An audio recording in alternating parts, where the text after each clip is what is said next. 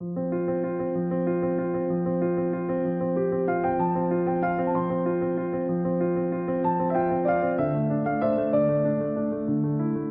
everyone, myself Saini Chakraborty from New Town, North Chobbish Pargana.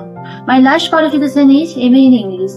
I am a student of EMPL batch number 307. After completing my 15 days training, I got my job in Axis Bank as a sales officer from first campus. Thank you EMPL. Hello everyone, myself Subhadeep Paloi from Haldia, East Mednipur. My last qualification is MCA in 2020. I am a student of ERMPL batch 287.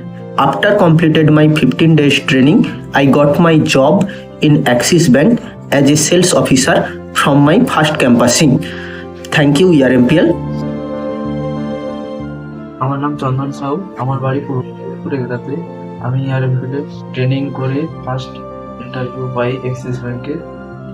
আচ্ছা, ERMPL এ তোমার batch নাম্বারটা একবার বলো। 278।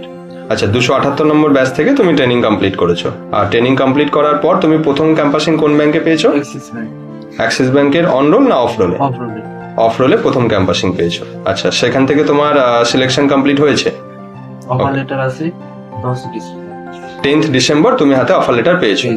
ওকে, তাহলে আজকে হচ্ছে ডিসেম্বরের মোটামুটি 14 তারিখ, তার মানে তোমার জয়েনিং ডেট পড়েছে সোমবার থেকে। সোমবার।